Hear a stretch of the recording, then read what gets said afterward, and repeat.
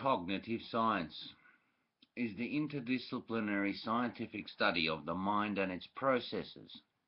It examines what cognition is, what it does, and how it works. It includes research on intelligence and behavior, especially focusing on how information is represented, processed, and transformed in faculties such as perception, language, memory, reasoning, and emotion within nervous systems, human or other animal, and machines, e.g. computers. Cognitive science consists of multiple research disciplines, including psychology, artificial intelligence, philosophy, neuroscience, linguistics, and anthropology. It spans many levels of analysis, from low-level learning and decision mechanisms to high-level logic and planning, from neural circuitry to modular brain organization.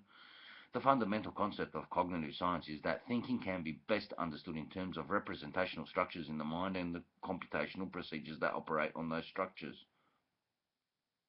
Principles, levels of analysis.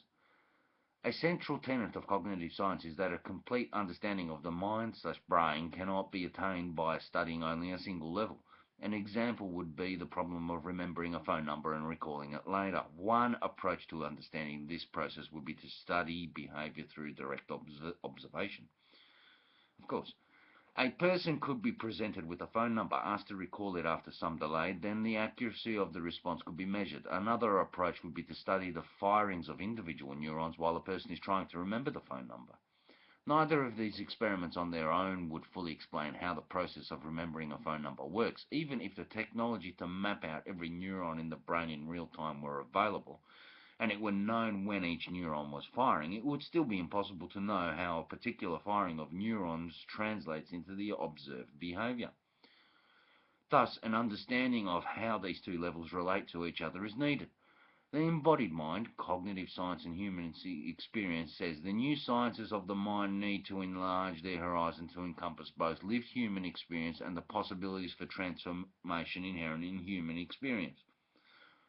This can be provided by a functional level account of the process. Studying a particular phenomenon from multiple levels creates a better understanding of the processes that occur in the brain to give rise to a particular behavior. Ma gave a famous description of 3 levels of analysis: the computational theory specifying the goals of the computation, the representation and algorithms giving a representation of the inputs and outputs of the algorithms which transform one into the other, and the hardware implementation, how algorithm and representation may be physically realized. Interdisciplinary nature. Cognitive science is an interdisciplinary field with contributors from various fields, including psychology, neuroscience, linguistics, philosophy of the mind, computer science, anthropology, sociology, and biology. Cognitive science tends to view the world outside the mind much as other sciences do, thus it too has an objective, observer-independent existence. The field is usually seen as compatible with the physical sciences and uses the scientific method as well as simulation or modeling, often comparing the output of models with aspects of human behavior. Some doubt whether there is a unified cognitive science and prefer to speak of the cognitive sciences in plural. Many, but not all, who consider themselves cognitive scientists have functionalist view of mind, the view that mental states are classified functionally, such that any system that performs a proper function for some mental state is considered to be in that mental state. According to some versions of functionalism, even non-human systems such as other animal species, alien life forms, or advanced computers can in principle have mental states. Cognitive science, the term. The term cognitive in cognitive science is used for any kind of mental operation or structure that can be studied in precise terms. Lakoff and Johnson, 1999. This conceptualization is very broad and should not be confused with how cognitive is used in some traditions of analytic philosophy, where cognitive has to do only with formal rules and truth-conditional semantics. The earliest entries for the word cognitive in the OED take it to mean roughly pertaining to the action or process of knowing. The first entry from 1586 shows the word was at one time used in the context of discussions of Platonic theories of knowledge. Most in cognitive science, however, presumably do not believe their field is the study of anything as certain as the knowledge sought by Plato.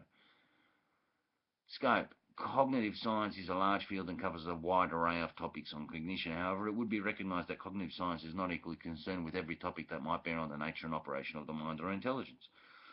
Social and cultural factors, emotion, consciousness, animal cognition, comparative and evolutionary approaches are frequently de-emphasized or excluded outright, often based on key philosophical conflicts.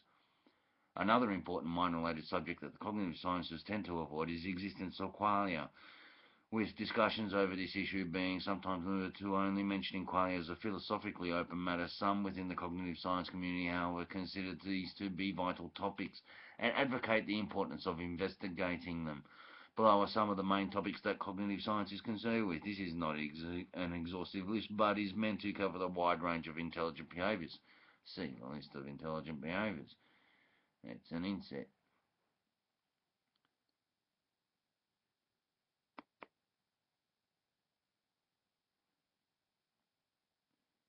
Cognitive science.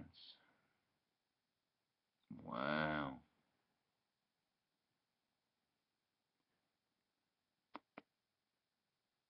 Learning development.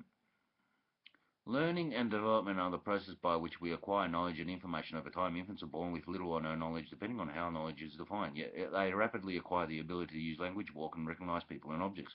Research in learning and development aims to explain the mechanisms by which these processes might take place. A major question in the study of cognition development is the extent to which certain abilities are innate or learned. This is often framed in terms of the nature and nurture debate. The nativist view emphasizes that certain features are innate to an organism and are determined by its genetic endowment. The empiricist view, on the other hand, emphasizes that certain abilities are learned from the environment, although clearly both genetic and environmental input is needed for a child to develop. Normally, considerable debate remains about how genetic information might guide cognitive development. In the area of language acquisition, for example, such as Steven Pinker, have argued that specific information containing universal grammatical rules must be contained in the genes, whereas others, such as Jeffrey Ullman and colleagues in Rethinking Innateness, have argued that Pinker's claims are biologically unrealistic. They argue that genes determine the architecture of learning system, but that specific facts about how grammar works can only be learned as a result of experience. Memory.